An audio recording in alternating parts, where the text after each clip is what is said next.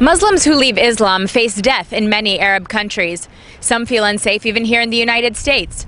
So when the Council on American Islamic Relations, a controversial NGO better known as CARE, threw a comedy bash called A Summer Night for Civil Rights without addressing any of these real human rights issues, some of America's most outspoken former Muslims didn't find it very funny and threw a counter-conference that same night to say so. What we are doing is pointing out the human rights abuses that are inherent in Islamic law. That was Robert Spencer, a co-founder of the American Freedom Defense Initiative, a group that joined with Former Muslims United to expose what they view as outright hypocrisy. There are several CARE officials who have been arrested and convicted on various terrorism-related charges.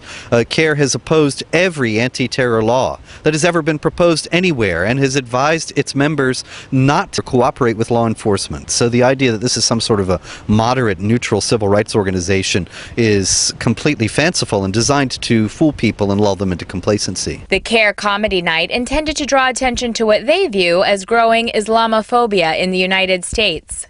Islamophobia, which is a concept that was invented by the Muslim Brotherhood in order to intimidate people into thinking that there's something wrong or bigoted about resisting Islamic jihad and Islamic supremacism. They dedicated their counter-conference to Pastor Youssef Nadarkhani, an Iranian man sentenced to death for converting away from Islam. Nobody's talking about him. Where are the Muslim organizations that call themselves civil rights and human rights organizations in America? Why don't they fight for the human rights of this man? They won't discuss any of the hard questions. They're certain not to mention Pastor Youssef Nadarkhani or any of the civil rights and human rights abuses that are inherent in Islamic law. The death penalty for apostasy, polygamy, genital mutilation for women, honor killing, all these things that are sanctioned in Islamic law, not to mention the intrinsic Islamic anti-Semitism that's deeply embedded in the Quran and Sunnah, not to mention the doctrines of warfare against unbelievers. CARE just hopes you don't notice any of that and enjoy the party. But the former Muslims in attendance that night have noticed and were speaking out to alert others. I became a Christian, I came to Turkey, and Turkey is supposed to be the modern Islamic country. I was arrested 5 times because I told people about Jesus by Turkish government. I cannot visit my country of origin anymore, Egypt. I cannot visit any Muslim country because according to Islam, I must be killed, and any Muslim who kills me will be forgiven.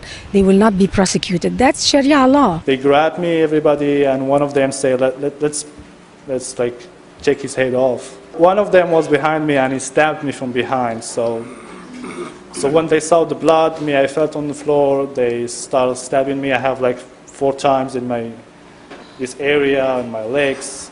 These stories don't just happen in the Middle East. Amani Mustafa escaped from Egypt expecting to live freely as a Christian.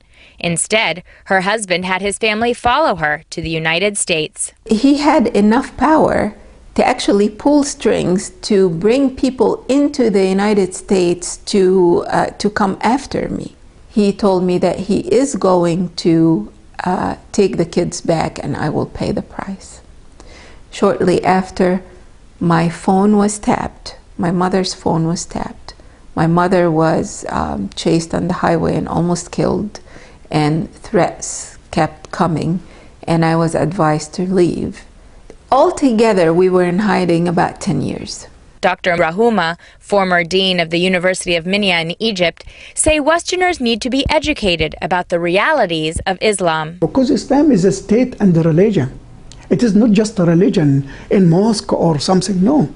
The Quran here translated to American, to Western countries. They changes the words. They changes the meaning. They make like a brainwash for our student, American. When I came to America, and I still considered myself a Muslim, when I went to a mosque here in America in the early 80s, I was told don't assimilate in America because we're here to Islamize America. We need to educate our government, our police, our FBI, our churches.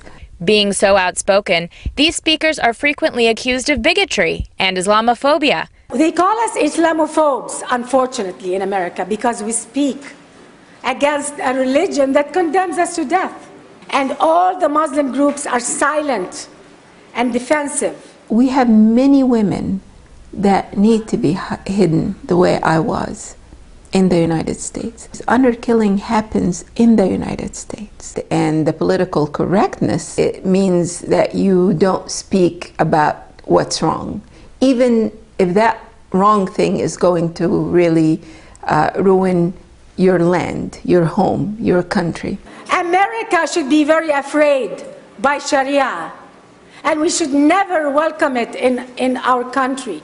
We must do everything we can to make it illegal. Open our voices loud and clear for Americans to say this is your chance to stand up and defend your country. CARE did not return JN1's interview requests, but these brave former Muslims hope to inspire and motivate other Muslims to join them to ensure that human rights prevail over Islamic law here in the United States and anywhere else in the world. For JN1 in Los Angeles, I'm Lara Berman.